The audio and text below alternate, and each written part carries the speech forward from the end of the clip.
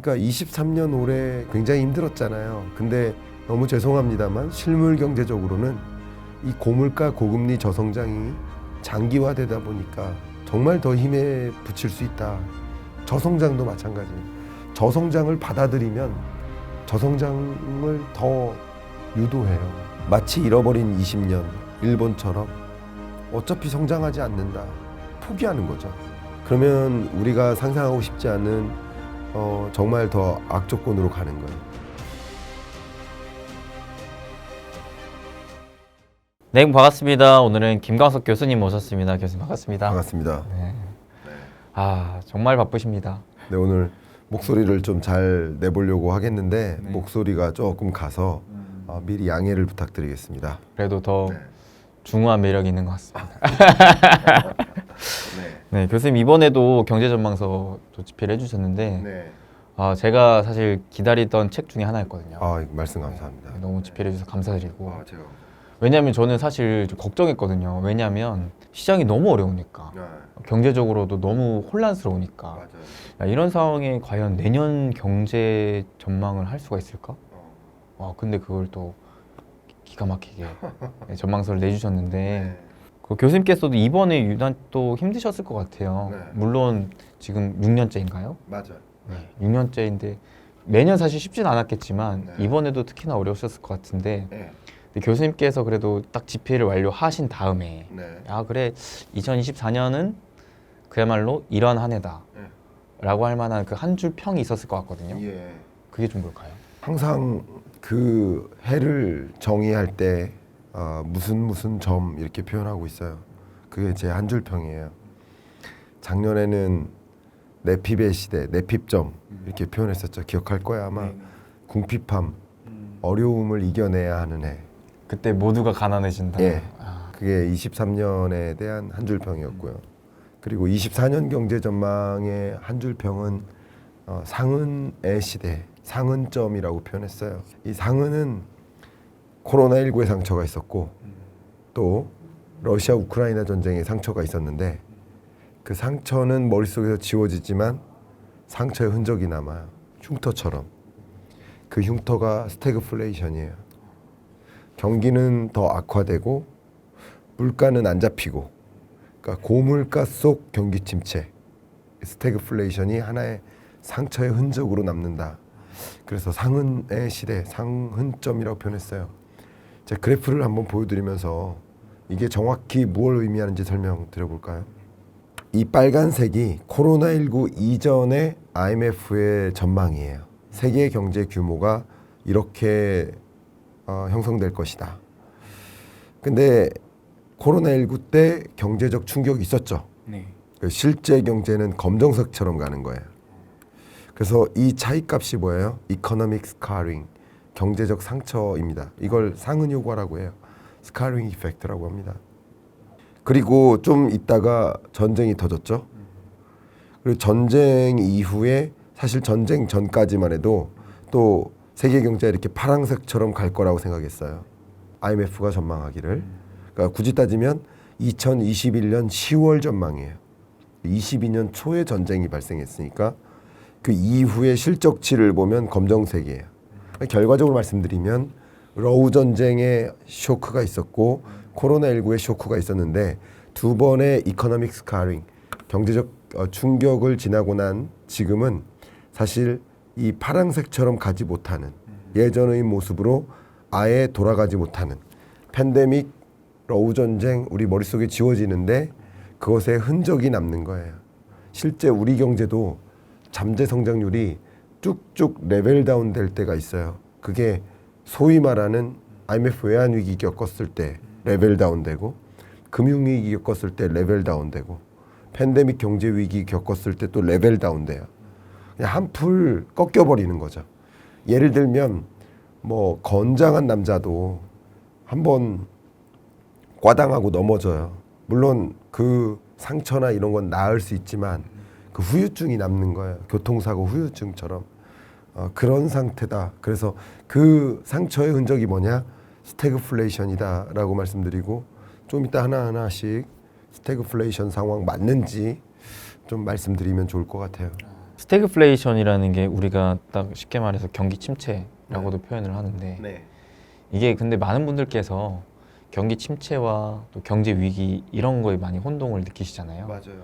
그러면서 경기 침체면 또 한 번의 폭락이 오는 것이냐 뭐 이런 의문점을 많이 가지시는데 혹시 교수님께서는 어떻게 보시나요? 많은 분들이 제가 경기 침체 온다 작년 10월에도 23년 경제 전망을 하면서 경기 침체 온다라고 말씀을 드렸는데 이제 그것을 경제 위기로 혼용하시더라고요. 경기 침체와 경제 위기는 완전히 다른 겁니다. 그러니까 완전히 다르니까 그게 이 자산 시장, 자본 시장에 주는 영향 그것도 완전히 달라요. 그러니까 완전히 다른 걸 같은 개념으로 생각하시면 안 돼요. 첫 번째가 그거고요. 그 두 번째 제가 좀 강조해 드리고 싶은 것이 역시 다 프롤로그에 이 말씀을 적어 드렸어요. 혼동하지 마시라고. 경기 침체 온다는 것은 경기 실물 경제적으로 어려워진다라는 걸 뜻해요. 근데 그것이 곧 자산 시장이나 자본 시장에 어려워진다라는 것을 뜻하진 않아요. 둘이 달라요. 그 다르다는 것을 오늘 꼭 증명해 드리고 싶어요. 이게 굉장히 중요한 겁니다. 여러분들이 24년 경제를 좀 준비하신다. 어느 정도 가늠하고 대응한다라고 하실 때 이 경기 침체와 경제 위기가 다르고 어떻게 다른지 지금부터 말씀드리겠습니다만 그리고 경기 침체 국면에서 실물 경제의 경기 침체가 혹여나 그게 무슨 자본시장, 자산시장에도 그런 충격이 있겠구나 이렇게 생각하실 필요는 없어요. 자, 그걸 구분짓고 말씀을 좀 드려볼까 합니다. 먼저 경제 위기와 경기 침체가 다르다. 그래프 한번 보시면 이게 세계 경제 성장률이에요. 2020년에 역성장했죠. 이게 경제 위기예요. 팬데믹 경제 위기. 주로 경제 위기라고 한다면 역성장해야 돼요. 경제 규모가 GDP 규모가 전년보다 줄어야 돼요. 그게 경제 위기예요. V자로 움푹 패이는 그 그래프의 그림이 나오죠. 이런 게 경제 위기예요. 근데 경기 침체는 2022년, 23년, 24년 L자로 꺾여 들어가죠. 이게 경기 침체예요. 경제 위기 때는 그 다음에 적어도 기저효과 때문에 급반등하는 특징이 있어요. 근데 경기 침체는 L자로 점점 꺼져가는 거예요. 그도 그럴 것이 경기 침체는 굉장히 중요한 표현. 경기 침체는 GDP 규모가 줄어드는 게 아니에요. 우리 한국 경제도 마찬가지. 올해 1.4% 성장해요. 그럼 올해 경기 침체예요. 근데 경제 규모가 작년보다 1.4% 정도 늘어요. 규모가 줄어드는 게 아니에요. 전년도 GDP보다 1.4%가 GDP 규모는 늘어요. 그러니까 늘어나는 것이지만 늘어나는 정도가 너무나 미흡하다 이거예요. 소위 잠재 성장률이나 혹은 물가 상승률보다도 훨씬 못 늘어요. 이거는 제대로 느는 게 아니에요. 그렇다고 경제 규모가 줄어드는 건 또 아닙니다. 그러니까 줄어들 정도면 전년도보다도 줄어들 정도면 그건 경제 위기예요. 쉽게 말씀드리면 경기 침체는 경제 규모가 증가하는 정도가 둔화되는 거예요. 그게 경기 침체입니다. 경기 침체와 경제 위기는 좀 다르죠. 날씨에 비유를 한다면 경제 위기는 폭풍우가 막 불어닥쳐가지고 나무가 뽑히는 현상이에요. 근데 경기 침체는 비가 하도 추적추적 오래 내려가지고 햇빛을 못 보니까 나무들이 시들시들해져요. 예를 들면 그런 모습이 경기 침체예요. 전혀 다른 겁니다. 근데 어쨌든 경기 침체의 유형이 또 몇 가지가 있겠죠. 예를 들면 비가 온다. 비 온다고 해서 다 똑같은 비는 아니에요. 그렇죠. 비가 천둥을 동반한 비도 있고, 그죠? 아니면 뭐 폭풍이나 이런 바람을 동반한 바람도 비도 있고 다양한 비가 오는 거예요. 경기 침체를 비에 비유한다면 거기에 유독 고물가를 동반한 경기 침체가 있겠죠. 그게 스태그플레이션이에요. 스태그플레이션도 경기 침체의 한 유형이에요. 그런데 통상 경기 침체일 때는 물가 상승세가 안 높아요. 그죠? 근데 물가 상승세가 계속 높게 유지된 채 경기 침체를 맞이하니 고물가를 동반한 경기 침체, 이게 스태그플레이션이고, 그게 정말 스태그플레이션 형태로 나타나는지를 설명드리려면 경기 침체 하나는 증명이 됐죠 지금. 그렇죠. 세계 경제가 잠재 성장률, 그러니까 세계 경제 잠재 성장률을 뭐 이렇게 표현하면 어떨지 모르겠지만 최근 한 10년 동안의 장기 평균선 이거를 이제 잠재 성장률이라고 보시면 좋아요. 보시는 것처럼 OECD는 그 잠재 성장률을 약 3.8% 정도로 추산을 했어요. 근데 그걸 밑돌면 경기 둔화인데 그냥 가늠하기 좋게 말씀드리면 3%도 채 안 된다. 세계 경제 성장률이. 그럼 경기 침체예요. 그러니까 23년부터 경기 침체 초입에 들어가서 24년에 말 그대로 세계 경제의 경기 침체 국면이라고 보시면 좋아요. 저는 계속 실물 경제를 말씀드린 겁니다. 실물 경제가 경기 침체 국면이다. 전년도보다 2.7%밖에 증가하지 않는다. 이렇게 말씀드립니다. 그게 경기 침체인 거고, 그럼 두 번째 제가 증명해 드릴 게 고물가 잡히느냐 이거잖아요. 그렇죠. 그 고물가 잡히는지를 또 보여드릴게요. 역시 글로벌 인플레이션을 좀 봐야 될 텐데 주요국들의 물가 상승률을 보여드리면서 말씀드릴게요. 보시는 것처럼 2022년 세계 주요국들의 물가 상승률이 거의 다 정점을 이루죠. 아닌 경우도 있어요. 유로존 같은 경우는 뒤늦게 고물가를 만나요. 22년 끝자락 그리고 23년. 그러니까 뒤늦게 유로존이 더 강한 긴축을 도입하는 거예요. 그런 특징이 있습니다.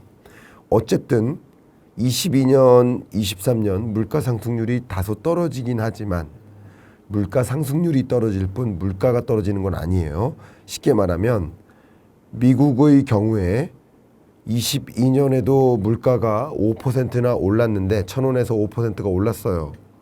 거기서 또 한 번 4%가 오르니 물건의 가격은 또 오르는 거예요. 그렇죠. 물건의 가격은 또 오르는 거지만 물가 상승률은 떨어지고 있어요. 근데 이따 말씀드리겠습니다만 실물 경제 관점에서는 물가는 떨어지지 않고 계속 오르니까 그게 부담이 돼요. 그렇죠.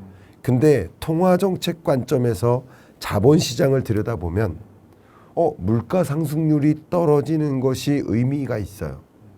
왜냐하면 곧 목표하는 물가 2%에 부합할 시점이 오겠구나라는 오히려 물가 상승률이 떨어지는 현상은 긍정적인 포인트라고도 볼 수 있어요. 자, 한번 말씀드려 볼게요. 어쨌든 그런데 제가 여러분께 드리고 싶은 이야기는 물가 상승률이 떨어지긴 하지만 다소 긍정적이지만 그렇지만 그 물가 상승률이 아직까지도 24년까지도 목표하는 수준, 목표 물가에까지 부합하진 않아요. 그럼 무슨 얘기예요? 금리 인하가 쉽지 않겠구나. 24년 연내에도 그렇게 해석하시면 좋겠고요. 그래서 어쨌든 고물가 기조가 24년까지 유지되겠구나. 그리고 물가 상승률도 2%라는 타겟 물가에 부합하려면 24년 연내에도 어려울 수 있겠구나. 그리고 있겠지만 가능하지만 지금 현재의 월별 물가 상승률 추이를 보면 OECD도 그렇게 보고 IMF도 그렇게 보지만 24년 4분기 정도에나 목표하는 수준의 물가를 볼 것이다 이렇게 보고 있습니다. 4분기 정도에나. 이거 중요한 전제예요. 이걸 전제로 깔고 말씀을 드릴 거예요. 왜냐하면 이건 전제죠. 근데 전제가 바뀔 수 있어요. 최근에 주로 중동 전쟁이 그렇죠. 얼마나 확전되느냐. 확전될 시 특히 이게 국지전으로 그 두 국가 간의 어떤 다툼으로만 끝날 것이냐. 그럼 국제 유가 상승 압력은 크게 없어요. 지금보다 한 4달러 정도의 상승 압력밖에 안 돼요. 상대적으로 작아요. 근데 이미 세계 주요 은행들, IB뱅크들이 전망을 했는데 블룸버그에서도 전망을 했고 그 밖에 IB뱅크들이 전망을 했는데 만약에 이란의 참전 그리고 서방 국가들의 참전으로 이어진다. 그게 직접적인 참전도 있고 간접적인 참전도 있어요. 무기 지원이나 자금 지원도 참전이에요. 근데 그냥 정말 군사 군사력을 보낸다. 그러면 좀 직접적인 참전이죠. 그렇죠. 그런 식으로 만약에 최악의 경우 가게 되면 이번에 블룸버그 이코노믹스에서 뭐라고 표현해? 블룸버그 이코노믹스는 블룸버그 사내의 경제 연구기관이에요. 여기서 전망하기를 최대 150달러까지 갈 수 있다. 그러니까 확전이 되면 최악의 경우, 그러니까 여러분들 계속 이 중동 전쟁의 시나리오가 이렇게 가냐를 보셔야 돼요. 이 중동 전쟁이 확전되는 양상으로 간다. 그러면 당연히 국제 유가가 뛸 수 있어요. 그 뛸 수 있는 근거는 이란 같은 나라도 엄청난 산유국이고요. 그리고 더 중요한 것은 이 중동 산유국들이 참전하게 되는 양상이면 특히 호르무즈 해협이 있잖아요. 호르무즈 해협에 이 주요 유조선이 지나는 그 비중이 적어도 20%, 많게는 35%까지예요. 그러니까 호르무즈 해협을 봉쇄시켜 가지고 전쟁의 도구로서 사용해요. 그러니까 그런 방식으로 움직일 수 있어요. 그런 식으로 예를 들어서 러시아 전쟁 같은 경우도 뭐 해요? 러시아에 뭐 보내지 마 이거잖아요. 예, 그런 거예요. 그런 식으로 전쟁이 펼쳐지니까 그렇게 될 경우 국제유가가 급등하고 국제유가가 급등하면 다시 초인플레이션의 시대로 올 수 있어요. 그러면 제가 지금 전제로 깔고 말씀드렸던 것들이 무용지물이 돼요. 예, 그러나 지금으로서는 이 전쟁의 확전 양상을 누구도 장담할 수 없으니 이것은 그냥 상수화, 지금처럼 유지될 거라는 전제하에 말씀을 드리는 거고, 확정되는 양상으로 간다면 물가 상승률은 더 안 잡히고 더 안 잡힐 경우에 결국 금리 인하는 더 어려워지는 거죠. 24년 연내에도 기준금리 인하는 없을 수 있는 거죠. 물론 또 확전되는 양상 속에서 지금 미국이 준비하고 있는 카드가 베네수엘라한테 제재를 가해가지고 원유 공급을 못하게 해왔는데, 또 원유 공급을 풀어야만 국제유가 급등을 막을 수 있거든요. 중동발 원유 공급이 부족할 때 다른 산유국들로부터 원유를 충분히 공급할 수 있게 한다면 또 그게 아무 문제가 없을 수도 있는 거거든요. 근데 이럴 경우 만약에 베네수엘라발 원유 공급이 막 일어난다. 단기간 안에 일어나긴 힘들어요. 어쨌든 일어날 때 경기 침체는 지속되잖아요. 왜냐하면 전쟁은 글로벌 경기 침체 압력이고 물가 상승 압력이에요. 그러니까 그 전쟁 그 자체가 스태그플레이션을 더 유인하는 방향인 거예요, 항상. 그런데 그 베네수엘라가 그 이상으로 원유 공급을 진행하고 뭐 그렇게 될 경우 단기간 안에는 국제유가 급등이 있겠지만 중기적으로는 또 잡힐 수 있어요. 그러니까 그런 시나리오, 국제 정세적인 시나리오를 좀 보시면서 하시되, 지금으로서는 제가 말씀드렸던 물가 상승률의 흐름이 24년 연내에도 안 잡히고 4분기 정도에나 목표하는 물가를 미국의 경우 볼 수 있다. 그러나 이게 확전되거나 부정적으로 가면 더 그게 뒤로 미뤄질 수 있다. 어쨌든 전제는 고물가의 장기화겠구나. 이렇게 보시면 좋겠습니다. 만에 하나 그러한 초인플레 현상이 다시금 발생한다면 네. 지금도 사실 금리가 고금리라고 하는데 네. 여기서 추가적인 긴축이 더 일어날 수도 있는 거잖아요. 그렇습니다. 그러면 또 한 번의 경제적인 충격이 올 수도 있는 올 수 있습니다. 그렇게 되면. 그러면 우리가 상상하고 싶지 않은 정말 더 악조건으로 가는 거예요. 그러니까 우리가 지금 기대하고 있는 것과 달라질 때, 항상 그래요. 기대와 달라질 때, 그게 달라지는 게 뭐예요? 공포감이에요. 또 샥이라고 많이 표현하잖아요. 실적 발표를 기다려요. 실적 발표치에 대한 기대감이 있어요. 근데 기대치에 못 미쳐요. 그게 뭐예요? 다 샤크죠, 샤크. 그 어닝 샤크, 그죠? 그런 것들이 발생하면 항상 자본시장은 또 한 번 망가져요. 항상 기대감만으로 망가지는 거예요. 공포감만으로 망가지는 거예요. 예, 어쨌든 실물 경제적으로는 고물가의 장기화. 그래서 저는 끈적끈적한 인플레이션, 스티키 인플레이션을 24년에 또 중요한 주제로서 하나의 24년을 결정지을 트렌드로서 제시를 했습니다. 교수님, 그러면 정리를 해보면 네.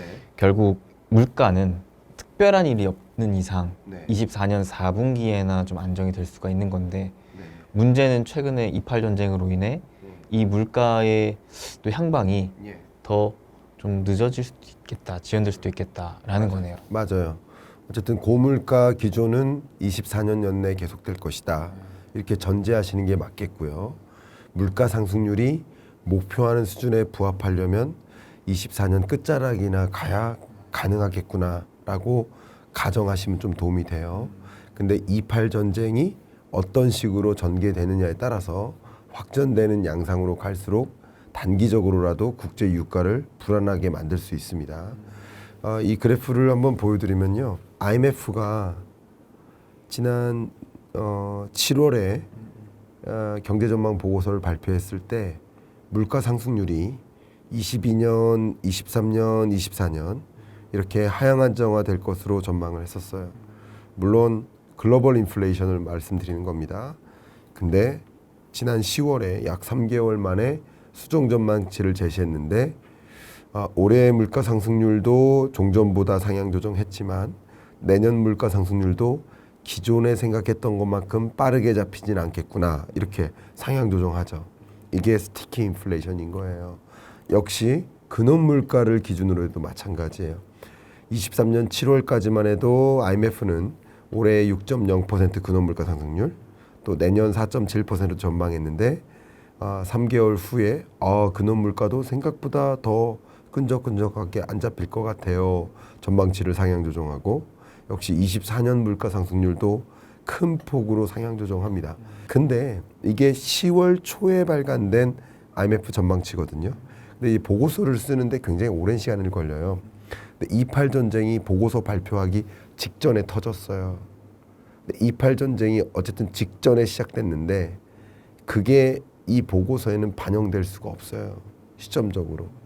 그러니까 지금 10월 중순 말 이쯤을 기점으로 그 28 전쟁이 등장했고 그 전쟁이 현재로서는 확전될 가능성이 있겠다라고 좀 불안하지만 그렇게 보고 있죠.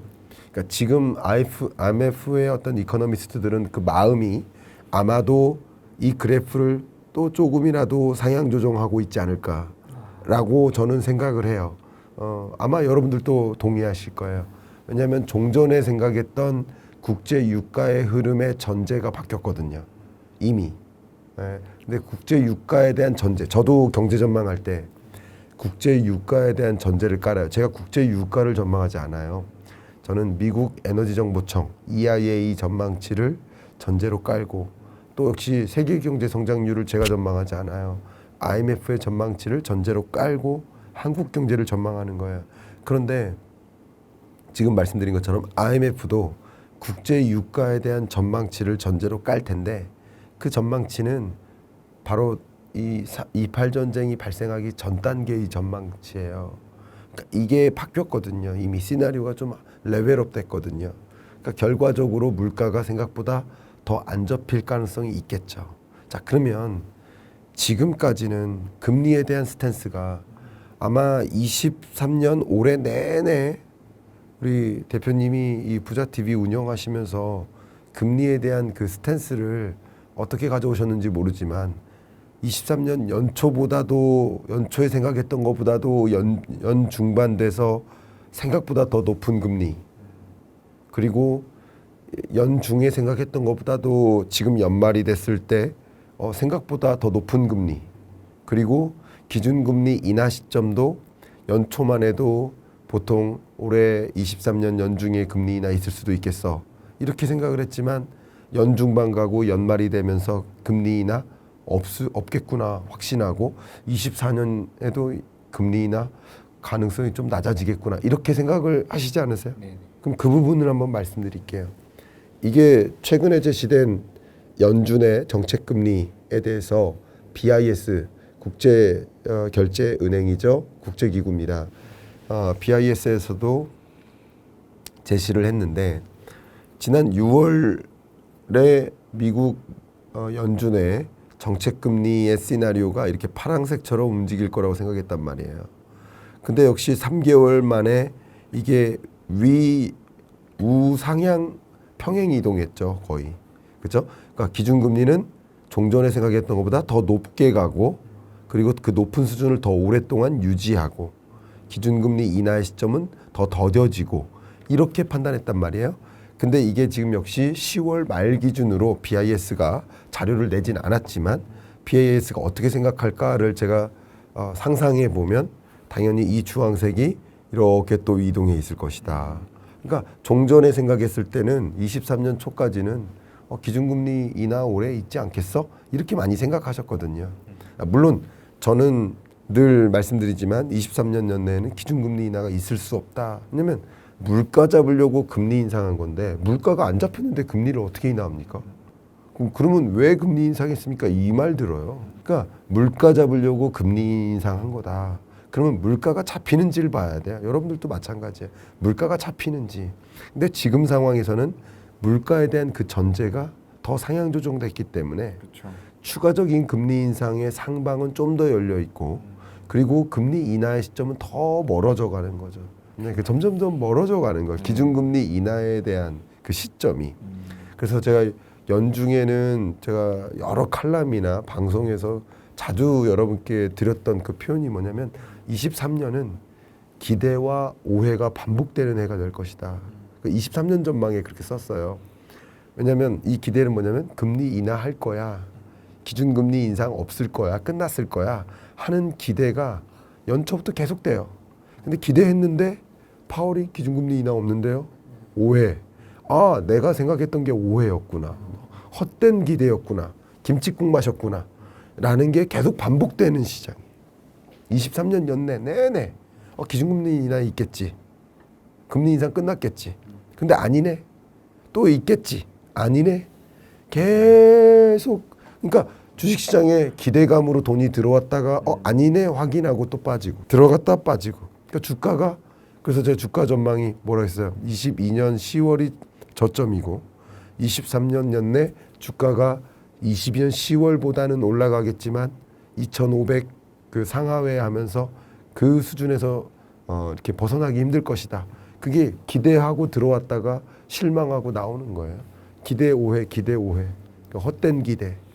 그렇게 표현했는데 뭐 지금 이 수준에서도 물론 우리가 원하지 않는 또 다른 변수가 등장해서 그렇지만 저도 뭐 2.8 전쟁을 가정하진 않았어요. 근데 그 전쟁이 있기 전에는 저도 기대를 했어요. 그래도 24년 연중에는 기준금리 인하 있을 수 있다. 그러나 2.8 전쟁이 어떻게 전개되느냐 그 시나리오에 따라서 물가는 계속 안 잡힐 수 있고 그럼 24년 연내에도 기준금리 인하는 없을 수도 있습니다. 그래서 계속 그렇게 미뤄지는 흐름이다. 고물가와 고금리가 더 장기화되는 그런 국면이라고 좀 이해해 주시면 도움이 될 것 같아요. 그야말로 장기 정체, 장기 침체라고도 볼 수가 있는 것인데 야, 이런 흐름이 사실 우리 사람을 피말리게 하잖아요. 작년에는 이제 모두가 가난해진다라는 표현을 써주셨다시피 올해는 약간 모두가 말라간다, 모두가 지쳐간다 뭐 그런 표현도 쓸 수가 있을 것 같은데 경제 전망을 준비하는 게 딱 1년 동안 해요. 24년 전망서가 이미 발간이 됐고 발간되면 바로 그 다음 전망서를 준비해요. 1년 동안 준비하지 않으면 이게 책에 안 나와요. 근데 1년 동안 준비하고 마지막에 거의 보통은 추석쯤에 혼자 이제 조용히 글을 써요. 그게 프롤로그입니다. 다 책 써놓고 쓰는 게 프롤로그인데 프롤로그만큼은 좀 감정을 담아서 마음을 담아서 쓰려고 되게 노력해요. 그러다가 제가 정말 펑펑 울었거든요. 프롤로그 쓰시면서? 네, 프롤로그 아마 읽는 분들도 이 과연 같은 사람이 쓴 게 맞느냐 이런 질문을 많이 받았어요. 프롤로그와 바디가 너무 다르다. 근데 정말 같은 사람이 쓴 거 맞느냐 이런 평을 좀 많이 받았어요. 근데 그러니까 바디는 머리로 쓰는 거고요. 좀 냉철하게, 냉정하게. 근데 프롤로그는 마음으로 씁니다. 근데 마음으로 쓰다 보니 이번에는 어찌어찌 하다가 시를 썼어요. 그 맨 윗부분이 이제 시로 시작돼요. 그 시의 첫 줄이 오르막 올라왔는데 또 오르막이다. 그러니까 우리가 그 산을 올라왔는데 지쳤단 말이죠. 그러면 여기가 정상이면 되는데 또 가야 할 오르막이 남아 있는 거예요. 그때는 지치거든요. 그죠? 그러니까 23년 올해 굉장히 힘들었잖아요. 근데 너무 죄송합니다만 실물 경제적으로는 이 고물가 고금리 저성장이 장기화되다 보니까 정말 더 힘에 부칠 수 있다. 그리고 체력이 좀 남아 있을 때는 그냥 한번 뛸 수는 있거든요. 여기까지는 23년까지는. 근데 체력이 많이 소진된 상태에서 대응할 여력이 없다. 예를 들면 미국의 금융부실 SVB 사태라든가 중국의 비구이안 사태, 홍다 사태 같은 부동산발, 그러니까 도미노 리스크, 우리나라의 부동산 PF 부실 이런 문제들이 23년에 쭉쭉 터졌잖아요. 근데 이런 문제가 만약에 24년에 또 터지면 그때는 이제 대응할 만한 여력이 좀 많이 부족할 거라고 보여져요. 왜냐하면 그만큼 많이 썼기 때문에 그만큼 뭐 어려운 해겠다 그렇게 생각합니다. 마음 단단히 먹고 있어야겠네요. 다만 제가 이따가 더 구체적으로 말씀드리겠습니다만 부디 실물 경제와 자산 자본 시장에서 나타나는 현상이 같을 거라고 가정하지 말아 주십시오. 절대 다릅니다. 이게 다름을 설명드리러 왔어요. 왜 다른지. 그걸 좀 여러분들이 제 이야기가 논리적으로 맞다고 생각하시면 그러면 받아주시면 돼요. 근데 공감하지 않으시는 분이 계실 수 있어요. 그러면은 뭐 그 의사결정 하시는 걸 전 추천드립니다만 저는 지금 24년 경제를 볼 때 저는 주로 실물 경제 관점에서 그러니까 리얼 이코노미라고 하죠. 실물 경제 관점에서 설명을 드렸어요. 이것 설명 추가적으로 드릴까요? 이 실물 경제 관점에서 이 고물가 고금리 저성장을 이게 장기화되고 고착화되니까 그런 경제를 저는 뉴 레짐의 시대 이렇게 설명했어요. 뉴 레짐이라는 표현은 새로운 체제가 돼버린다라는 뜻이에요. 그냥 고물가 고금리가 이상한 게 아닌 거예요. 받아들이기 시작하는 거예요. 왜냐하면 22년에 고물가를 만나면서 놀랐거든요. 우리 부자TV 수빈쌤님이 그 살아생전에 처음 만나는 미국 물가 상승률을 본 거죠. 그렇죠. 9.1%. 그게 41년 만에 최고치니까 이 방송을 보시는 분들 중에 만 42세가 안 되시면 그 물가 상승률을 처음 본 거예요. 저는 진짜 코로나 때부터 매년 느끼는 게 살면서 처음 본다라는 게 계속 이어지고 있는 것 같아요. 그렇죠. 맞아요. 그러니까 특히 여러분 중에 20대 여러분들이랑 처음 보는 것들이 굉장히 많으실 거예요. 근데 이 물가 상승률을 처음 봤을 때 어때요? 마음이 공포감이 들어요. 그렇죠. 그러니까 공포감이 들 때 자본시장에서 어떨까요? 놀라고 혼란이 있어요. 근데 실물 경제 관점에서는 그때의 물가 상승률이 그렇게 높았었지만 지금은 그 고물가가 지속되니까 그때도 힘들었는데 또 23년에도 힘들었는데 24년에는 더 힘들어요. 왜냐하면 실물 경제, 리얼 이코노미에서는 물건의 가격이 중요해요. 이게 1,000원입니까? 2,000원입니까? 3,000원입니까? 근데 이 자본시장에서는 물가 상승률이 중요해요. 왜? 물가 상승률이 어쨌든 떨어지느냐? 그러면 금리 인상 끝났다. 이런 생각을 하시니까 결과적으로 실물 경제와 자본시장에 다른 영향 요인이 등장합니다. 다르죠. 무슨 말씀이냐? 실물 경제는 가계의 소비 활동, 규모, 기업의 신규 투자 혹은 생산 활동, 규모, 그리고 수출액, 규모, 정부의 정부 지출 규모, 예산 이걸 다 더하면 GDP잖아요. 결국 그 규모가 얼마나 늘어나나 줄어드나 이걸 보는 거예요. 실물 경제에서는. 그게 경제 성장률로 표현한 겁니다. 그죠? 근데 자산 시장에서는 규모를 논하지 않아요. 가격을 논해요.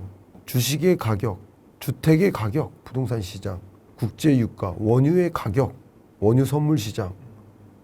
역시 외환 시장에서는 달러의 가격, 한 1달러를 얼마의 원화를 주고 사느냐. 달러의 가격인 거예요. 상대적 가격이에요. 그렇죠. 이게 다 시장, 캐피털 마켓이나 혹은 어셋 마켓이나 파이낸셜 마켓에서는 정말 중요한 것이 가격이에요. 가격. 우리가 궁금한 게. 근데 제가 말씀드렸듯이 경기 침체면 가격도 떨어지는 거라고 생각하시는데 잘 생각해 보시면 경기 침체에는 경제 성장률이 떨어지는 것이지 경제 규모는 커져요. 그러네요. 맞죠? 그러니까 여러분이 상상하시는 가격이 떨어지는 것과는 일치하지 않아요. 첫 번째로 설명드립니다. 두 번째, 역사적으로 제 근거를 대볼게요. 이게 맞는 말인지. 2020년 팬데믹 경제 위기 때 여러분 역사상 최악의 경제 위기가 왔어요. 그렇죠. 경제 실물 경제는 악화됐단 말이에요. 그런데 재밌게도 자본 시장에서는 엄청난 기회가 있었어요. 맞습니다. 자산 시장도 엄청난 기회가 있었어요. 그렇죠? 다르잖아요. 일단 다르잖아요. 네네. 실물 경제에서 나타난 현상과 자산 자본 시장에서 나타나는 이 현상이 분명히 달라요. 이때 우리 더 이코노미스트에서는 이런 다름을 표현하기 위해서 뭐라고 표현했냐면 이 실물 경제의 현상을 메인 스트리트 그리고 이 자본 시장에서의 모습을 월 스트리트. 그래서 the gap between Main Street and Wall Street. 두 거리 그 두 개의 모습이 따로 간다. 전혀 다른 그러니까 땅을 갈라놓은 거예요. 갈라놓고 이쪽 땅과 이쪽 땅은 다른 거다라고까지 설명을 했어요. 이해 가시죠? 네. 그러면 2020년 그랬죠. 21년 그랬죠. 최악의 경제 위기인데 근데 자본시장은 좋았죠. 반대로 22년에는 이제 어느 정도 경제가 회복되는 국면이었어요. 그래서 제가 22년 경제전망서에는 그 점을 회귀점이라고 했어요. 다시 코로나19 이전 수준으로까지 돌아온다. 정말 그랬어요. 그만큼 22년 경제는 나름 괜찮았어요. 근데 22년에 자본시장 다 무너지죠. 그렇죠. 완전 무너지죠. 왜 그래요? 공포감이에요. 공포감. 22년에 만난 41년 만에 최고치에 해당하는 그 물가 상승률을 처음 만난 거예요. 그러니까 그 물가에 대응하기 위해서 자이언트 스텝을 단행해요. 공포감을 느끼는 거예요. 그러니까 22년 실물 경제는 나름 괜찮았는데 자본시장은 최악이었단 말이죠. 그리고 앞서 말씀드린 것처럼 23년 지금도 뭐 자본시장이 그렇게 좋은 건 아니다. 그러나 22년 10월이 저점이고 그거보다는 나아진다 이 말씀 드렸잖아요. 근데 23년은 22년보다 안 좋잖아요. 경기 침체잖아요. 경기 침체 국면인데 왜 상대적으로 주가나 또 자산 시장도 마찬가지 아파트 평균 가격도 왜 상승 반전합니까? 그러니까 정확히 경기 침체는 곧 자본시장 침체, 경기 침체는 곧 자산시장 침체 이렇게 동치하지 마세요. 왜 그런지를 설명드릴게요. 근래 역사적으로도 증명을 해드려요. 똑같이 가지 않는다. 똑같이 가지 않았어요. 그럼 왜 똑같이 가지 않느냐를 봐야 돼요. 그럼 그 근거를 가지고 24년을 전망해야 돼요. 물론 실물 경제는 전 이미 전망해 드렸어요. 스태그플레이션이라고. 근데 자본시장도 그러할 것인지를 좀 규명을 해봐야 돼요. 가늠을 해보기 위해서 저는 어떤 생각을 했냐면 실물 경제는 물가 상승률이 중요한 게 아니라 물가가 중요하다. 예를 들어서 점심 먹으러 가는데 점심값이 그전에는 5,000원이었는데 올해는 10,000원이에요. 가격 자체가 중요한 거예요. 맞죠? 가격 자체가 5,000원짜리가 7,000원이 되고 7,000원짜리가 10,000원이 돼요. 근데 여러분 계산해 보시면 물가 상승률은 떨어지는 거예요. 이 점심 가격은 떨어지는 거예요. 그러니까 실물 경제에서는 제일 중요한 게 물건의 가격이다. 네. 가격이 중요해요. 그게 내 소득 대비 부담이 되는 거 아닌가. 캐피털 마켓에서는 그게 중요한 게 아니라 그 고물가가 오래 지속되면 실물 경제는 더 어려워지는데 이 자본시장에서는 결정짓는 게 심리고 선행성이 있고 그렇기 때문에 공포감이 있느냐 기대감이 있느냐를 봐야 돼요. 근데 물가가 이 고물가 기조가 계속되다 보니 물가 상승률이 발표될 때 공포감을 느껴요? 안 느끼죠. 그리고 발표되는 물가 상승률이 9.1%를 다시 만나진 않잖아요. 그거보다는 밑에서 놀잖아요. 그러니까 물가 상승률 발표되는 게 공포감이 아니에요. 고물가 고금리라고 했죠. 근데 22년 금리 인상을 막 단행해요. 근데 그때의 22년의 금리와 연초 23년 지금의 금리와 어떤 게 더 높아요? 지금이 더 높죠. 그럼 실물 경제적으로는 낮을 때가 힘들까요? 높을 때가 힘들까요? 높을 때가 힘들겠죠. 돈 빌리는데 얼마나 많은 이자를 부담해야 돼요. 그러니까 높을 때가 부담이 돼요.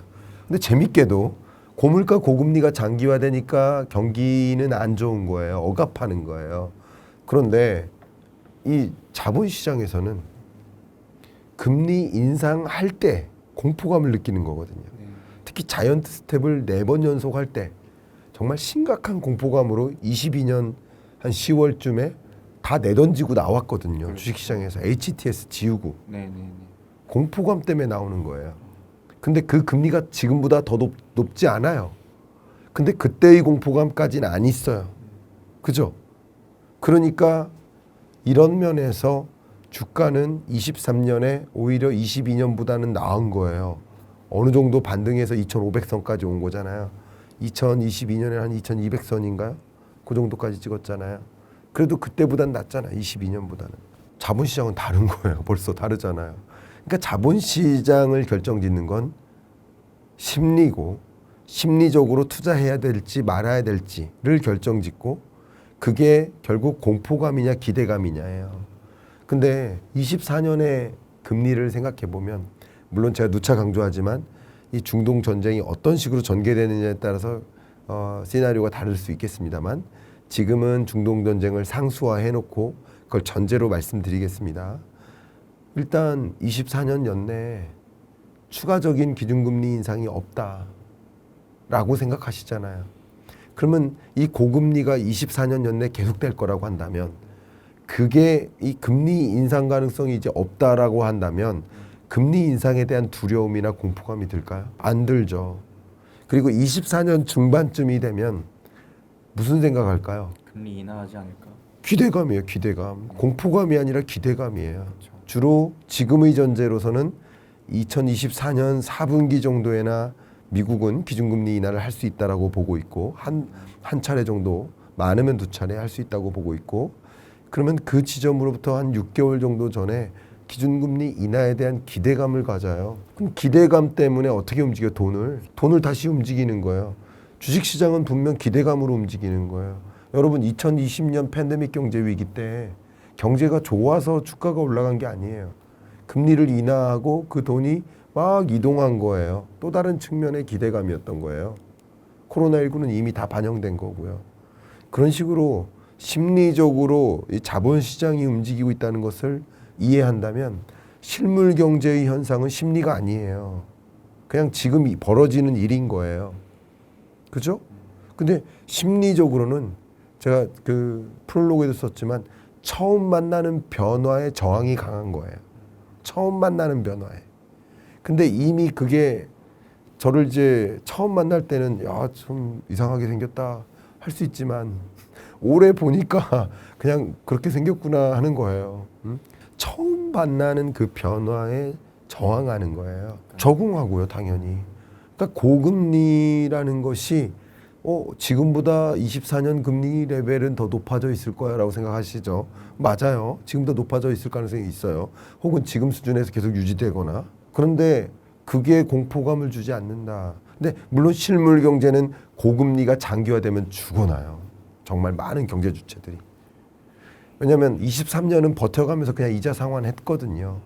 근데 도저히 이자 상환 못하겠다 하면서 못 버텨요. 이해가시죠?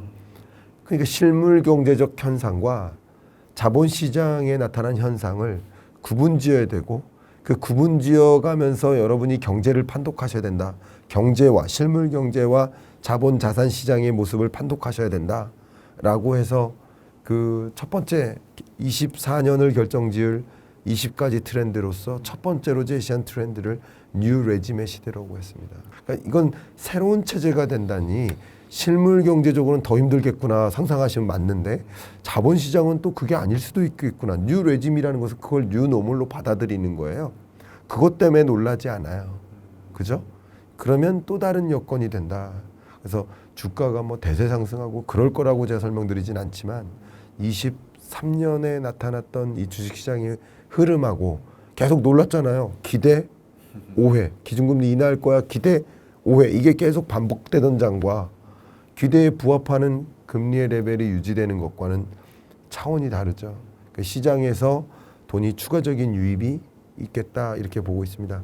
마지막으로 한 가지 더 논리적으로 설명드려보면 근거가 많아요. 근데 근거 중에 하나만 더 소개해드린다면 지금 금리가 높아요? 낮아요? 높죠. 지금 금리가 왜 높다고 생각할까요?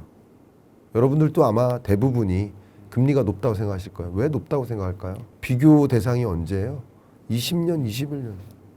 비교 대상이 그거였으니까 최근 경험한 금리가 낮았기 때문에 그거보다 높아져서 높은 금리라고 받아들이는 거예요. 맞죠? 근데 이 금리의 레벨이 또 오래되면 23년, 24년까지 계속 지속되면 그럼 역시 비교 대상이 되는 금리가 뭐예요? 이거예요? 이걸로 옮겨간다고요. 그러니까 이게 그렇게 높은 금리가 아니네, 익숙해진단 말이에요. 투자적인 관점에서. 그러니까 그것 때문에 공포감을 안 갖고, 그러니까 금리가 그렇게 높은 금리가 아니야. 또 이런 해석을 하기 시작해요. 아니, 역사적으로 보면 2020년, 21년 금리가 정말 낮았던 금리인 거지. 22년, 3년, 4년 금리가 굳이 높은 금리도 아니다. 그쵸. 역사적으로 보면 그래요. 금융위기 직전과만 비교해봐도 지금의 금리가 그렇게 높은 금리는 아니에요. 그러니까 불과 약 한 10여 년 금융위기 직전 금리만 비교해봐도 지금보다 훨씬 높은 금리 시대가 많았어요. 그러니까 그런 것까지 우리가 생각을 해본다면 이게 높은 금리가 아니다라고 받아들이는 그런 투자자들이 먼저 움직이는 거죠. 네, 물론 여전히 금리의 레벨이 높으니까 제약은 있어요. 투자적인 관점에서도 분명 제약은 있어요. 그러나 그 이상의 그런 기대감이나 공포감이나 그런 심리적으로 작용하는 것은 분명 다를 것이다라는 것을 여러분 전제로 까셔야 됩니다. 그리고 그걸 이런 상황임을 가정하고 투자하는 것이지 가정하지 않고 투자하는 게 아니잖아요. 지금도 이제 중동 전쟁이 일어났고 오래 지속되니까 오히려 주가가 반등하기도 하고 그렇잖아요. 그러니까 그게 가정하고 가니까 반영된 거예요. 역시 고물가 고금리 저성장도 가정하고 가는 겁니다. 이렇게 가는 거예요. 실물 경제적으로 마지막 하나만 더 드리면 고물가 고금리만 설명드려서 저성장도 마찬가지예요. 저성장을 받아들이면 저성장을 더 유도해요. 실물 경제적으로는. 마치 잃어버린 20년 일본처럼 그냥 어차피 성장하지 않는다. 포기하는 거죠. 저성장을 받아들이는 거예요. 저도 정말 그 제일 무서운 실물 경제적인 가장 무서운 현상입니다. 저성장을 받아들여요. 그러면 기업들이 적극적으로 신사업 진출할까요? 안 하죠. 안 하죠. 저성장인데 뭘 많이 투자해 이렇게 되는 거예요. 저성장을 받아들이면 스타트업들이 막 융성이 될까요? 안 되죠. 스타트업들이 나타나도 자금 지원이 안 돼요. VC들이 자금을 주려 하지 않아요. 뭐 하면 되겠느냐 이런 생각이에요. 더 까다롭게 보는 거예요. 네. 그러니까 실물 경제적으로는 고물가 고금리 저성장이 장기화되면 장기화될수록 그게 실물 경제를 스스로 더 억압하게 만들 거예요. 그죠? 그런데 예를 들면 이거 너무 죄송한 편이지만 저는 이제 운동을 하니까 같이 운동하시는 어르신 보면 어르신도 있어요. 60대도 계세요. 테니스 치시는 분 중에. 그러면 지금보다 뭐 실력이 더 나아지겠어? 이렇게 받아들이는 거예요. 왜냐면 이 동호인 세계에서 테니스 실력의 정점이 한 45세에서 55세예요. 동호인 기준으로. 선수랑 좀 달라요. 그러니까 그런 기준을 아예 넘어서 버리면 어차피 더 발전하지 않는다 하니까 악화가 악화를 구축하는 거죠. 이해가죠? 네. 저성장을 받아들이는 건 그만큼 실물 경제적으로 어려워요. 근데 자본 자산 시장에서는 조금 다른 현상이 나타나죠. 기업 실적 안 좋다는 걸 깔고 가는 거예요. 안 좋은 현상이 계속된다. 그 안에서 투자하는 거예요. 저는 그런 면에서 이 고물가 고금리 저성장이라는 이 새로운 체제를 받아들이는 뉴 레짐의 시대이기 때문에 실물 경제적 현상과 자본 시장에서 나타난 현상이 다를 것이다. 그래서 그 달라지는 모습이 좀 집중적으로 등장하는 지점이 기준금리 인하에 대한 기대감이 집중될 때 그런 지점에 여러분들도 이 뉴 레짐의 시대를 이해하고 어떻게 접근할지를 좀 가늠하시면 도움이 되지 않을까 저는 그렇게 생각하고 있습니다. 확실히 교수님께서 참 명쾌한 해답을 좀 주고 계신 것 같아서 저도 내가 괜히 교수님의 24년 경제전망서를 기다린 게 아니었구나 라고 이제 생각이 들 정도로 참 저의 내년의 투자에 대한 그 정립에 지금 뭔가 하나씩 퍼즐이 맞춰지고 있는 것 같거든요. 근데 여기서 제일 중요한 건 그러면 지금까지는 특히나 작년 한 해에는 교수님께서는 특히 현금에 대한 중요성을 많이 강조해 주셨었잖아요. 예. 근데 방금까지 말씀하신 거를 제가 좀 받아들이기로는 네. 그래도 자산 시장에 있어서는 네. 물론 실물 경제는 좀 안 좋아질 수 있겠지만 네. 자산 시장에 있어서는 그러한 차후의 금리 인하에 대한 기대감을 시장에서 좀 가져가면서 돈의 흐름이 좀 들어올 수도 있다. 이런 표현을 써주셨잖아요. 네. 그렇다라는 건 우리 투자자 입장에서 봤을 때 우리가 좀 아껴놨던 현금을 드디어 좀 써볼 수가 있는 타이밍이 된 거 아닌가? 네. 라는 생각도 들거든요. 맞아요. 그럼 교수님께서는 내년에 좀 가장 중요하게 생각하는 자산이 있다면 어떤 자산이라고 생각하시는지요? 네. 자, 2022년 경제 전망할 때는 2022년에는 주식 투자 절대로 하지 마세요. 네. 라고 했었고 2023년 전망할 때는 약간 중간 지점으로 설명드렸어요. 왜냐하면 여러분 성향에 따라서 그렇죠. 지키고자 하는 분, 좀 공격적 투자자가 아닌 위험 추구자가 아닌 그런 어떤 투자자라고 한다면 그러면 주식 투자를 안 하고 저축하셔도 좋다. 왜냐하면 금리가 높기 때문에 그 금리 그것 자체가 높은 수익성이 될 것이다. 근데 주식 투자를 해도 된다라고 말씀드린 것은 어쨌든 22년이 주가의 바닥이고 10월이 그 이후에 주가는 그거보다는 상승하는 기조니까 여러분이 뭐 자신 있거나 공격적으로 투자하길 원하신다면 좋겠다. 그렇게 말씀드렸어요. 24년 경제 전망에서는 조금 더 비중을 자산으로 두겠습니다. 물론 금리의 레벨이 여전히 24년까지는 높을 것이라고 보기 때문에 24년 1, 2분기가 정점이라고 저는 생각합니다. 시중금리 기준으로 봤을 때. 그러면 아마도 여러분들이 좀 자산을 지키는 게 맞아라고 생각하는 그런 투자자라고 한다면 너무 무리하게 이렇게 투자하실 필요까지는 없겠다라고 생각을 하고요. 첫 번째. 두 번째, 기준금리 인하에 대한 기대감이 집중되는 지점, 앞에 말씀드렸었던 그 지점이 오면 정말 생각보다 강한 돈의 유입이 진행될 수 있습니다. 주식시장에. 그때는 저는 주식 비중을 좀 늘리는 것도 좋겠다라는 의견을 드리고요. 세 번째로 좀 드리고 싶은 이야기가 세계 경제가 기본적으로 안 좋잖아요. 세계 경제가 안 좋은데 그 세계 경제 흐름 중에서 좋은 경제가 있어요. 권역을 좀 나눠보면 일단 기본적으로 중국 경제가 안 좋아요. 근데 이 그래프 한번 보시면 중국 경제는 23년보다 24년이 안 좋아요. IMF도 중국 경제 성장률을 봤을 때 23년을 5.0, 24년을 4.2%로 크게 이게 굉장히 크게 뚝 떨어지는 겁니다. 5에서 4.2면 성장률이 둔화되는 국면이기 때문에 중국 같은 경우는 그것이 세계 경제에 상당히 기여해서 세계 경제가 이렇게 지지부진한 흐름, L자형에 가까운 흐름을 가져가는 거예요. 근데 이 재밌는 게요. 여기 보여드리는 EAP 이것은 East Asian the Pacific입니다. 아태 지역이죠. 아태 지역을 중국을 제외한 채 계산해 보면 올해보다 내년이 나아요. 그리고 EMD라고 썼는데 이것은 Emerging Market and Developing Economies, 신흥개도국을 뜻하는데 그 신흥개도국들의 성장률로도 중국을 제외하면 올해보다 내년이 나아요. 이것은 월드뱅크의 진단입니다.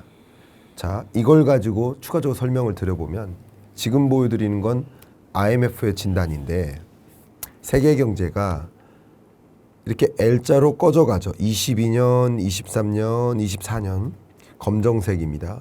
그러니까 3%, 2.9%로 꺼져가죠. 그런데 이렇게 꺼져가는 경제를 세계 경제를 이렇게 끌어내리는 역할이라고 한다면 분명 선진국이에요. 미국과 유러피언 국가들, 일본과 뭐 우리나라도 포함이 되겠습니다. 이런 나라들의 성장세가 기본적으로 더 꺼져요. 올해도 안 좋은데 내년 더 안 좋아요. 근데 여기서 재밌는 것은 세계 경제 성장률을 계산하려면 그 중에 반에 해당하는 권역은 선진국 권역, 그 다음 반에 해당되는 게 신흥국 권역일 거예요. 근데 그 신흥개도국 권역의 경우에는 성장률이 올해보다 내년에 안 떨어져요. 그러네요. 자, 여기서 중요한 거. 이 신흥개도국 성장률 안에는 중국 성장률이 포함된 계산이에요. 그렇겠죠, 당연히. 네네. 근데 중국의 기여도를 생각해 보면 당연히 올해보다 내년이 높아요.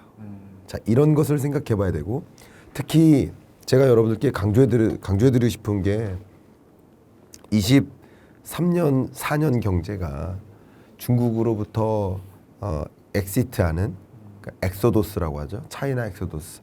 중국으로부터 기업들이 막 빠져나오는 속도가 좀 가속화되는 지점이에요. 그렇죠. 24년에. 그리고 그 빠져나와서 어디에 공장을 둘까? 그 공장에 둘까 하는 그 방향성은 기본적으로 프렌드 쇼링이라고 보시면 좋아요. 네. 그러니까 리쇼링이 아니라 중국이 아닌 자국과 친교국가에 있는 동맹국가에 있는 그런 저렴한 인건비를 보유한 생산 능력이 있는 그런 나라로 공장을 이전해요. 그 주요 대상을 우리는 알타시아라고 표현해요. Alternative Asia. 그러니까 중국을 대체하는 그 밖에 아시아 신흥국에 관심을 갖는데 그 대표적인 나라가 여러분 기억하시기 좋게 말씀드리면 VIP예요. 베트남이고 I는 인도, 인도네시아 그리고 더 필리핀스. 그러니까 VIP. 거기에 이제 캄보디아나 그 정도 나라를 좀 더하면 되는데 보시는 것처럼 중국 경제 성장률은 23년에 나름의 정점을 찍고 22년은 셧다운 때문에 이렇게 또 무너졌던 거예요. 돌아오는 듯 했다가 다시 중장기적으로 하향 안정화되죠. 그런데 보시면 다른 나라들 주요 알타시아를 구성하는 주요국들은 고성장 기조를 유지합니다. 그러니까 이런 특징은 뭐를 뜻할까요? 공장의 이전을 뜻합니다. 첫 번째, 해외 직접 투자가 집중적으로 유입이 돼요. 그 다음 두 번째가 지금 리오프닝의 시즌이거든요. 23년, 24년까지도 아직 100% 리오픈되진 않았어요. 그러니까 투어리스트 숫자를 가지고 계산을 해보면 코로나19 이전 때 베트남에 방문하던 관광객 수가 지금의 관광객 수보다 많아요. 아직 많이 돌아왔지만 다 안 돌아왔어요. 그 수준으로 돌아가는 지점이 24년이에요. 그런 효과. 그리고 한 가지만 더 강조한다면 세계적으로 주요 유망 산업 하면 2차 전지 또 전기차 반도체 이런 게 유망 산업 아니겠습니까? 그 산업에 들어가는 핵심적인 소재들을 중국이 아닌 다른 나라로부터 조달을 받아야 돼요. 그렇죠. 그 나라들이 다 알타시아에 있습니다. 니켈, 리튬, 히토류 이런 광물 자원들. 그러다 보니까 이들에 대한 그 투자도 직접 되고 공장도 많이 증설되고 이런 현상들이 좀 지배적으로 나타납니다.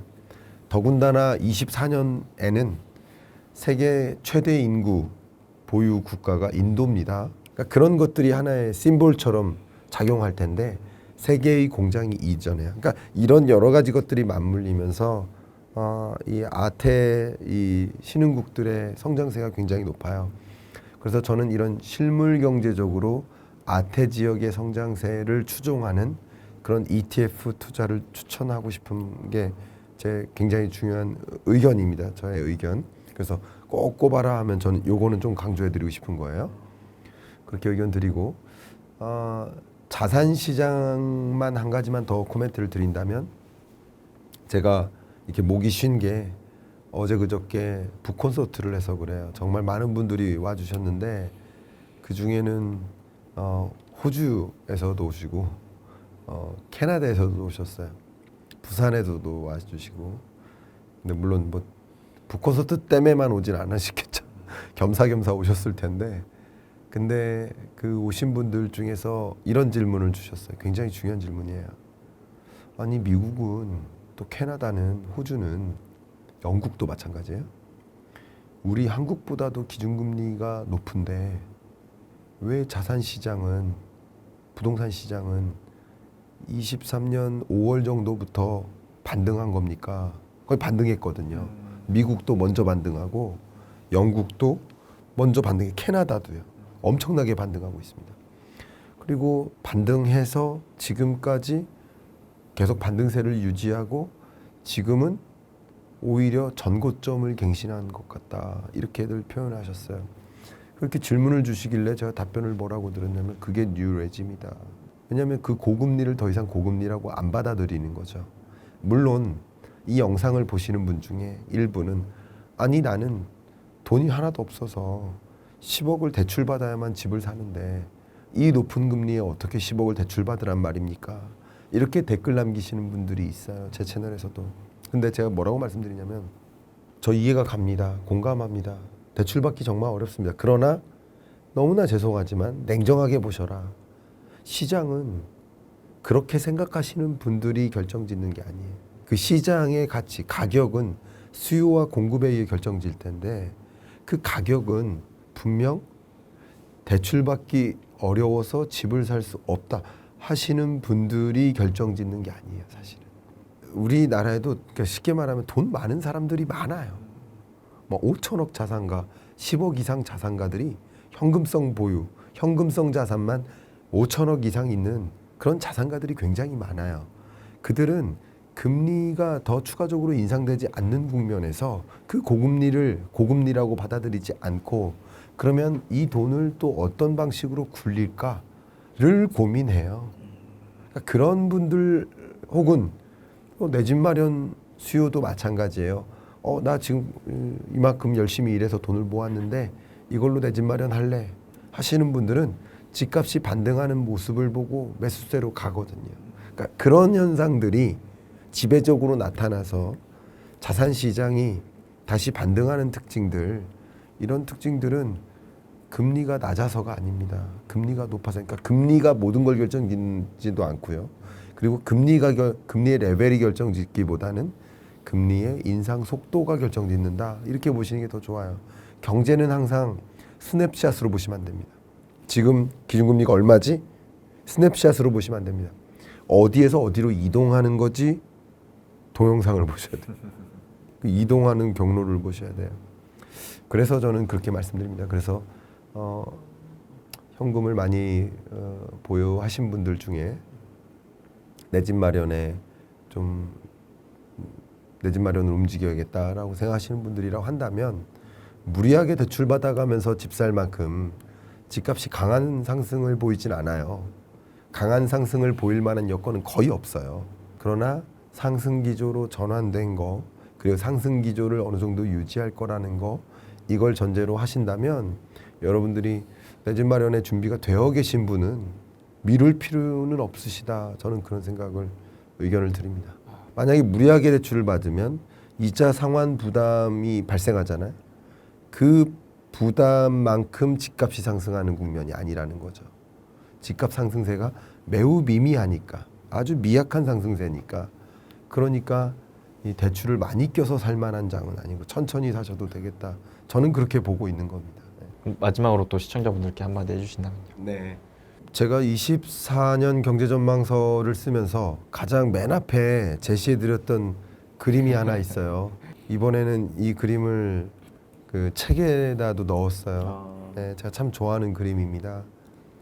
많은 이야기를 해주는 그림이라고 생각해요. 보시는 것처럼 4명의 맹인이 누군가에 의해 길을 안내받고 있는데 그 4명을 안내하는 사람도 맹인인 거죠.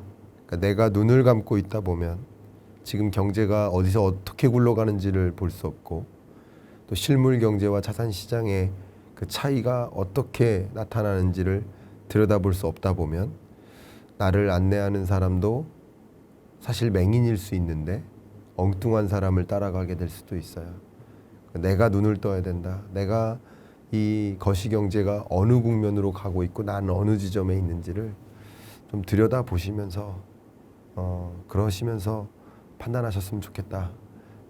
오늘 이야기가 여러분이 좀 거시경제 흐름에 좀 어느 정도 눈을 뜰 수 있는 그런 계기가 됐기를 바라는 마음으로 그렇게 마무리하겠습니다. 네, 이렇게 오늘 또 2024년 경제 전망서와 함께 또 출연해 주신 김강수 교수님 모시고 다양한 내년에 대한 경제 전망 한번 해봤습니다.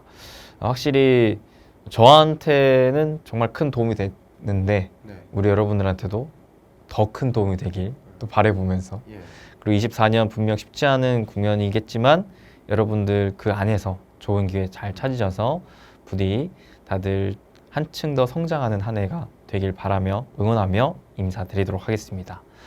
여러분 행복되세요. 행복되세요.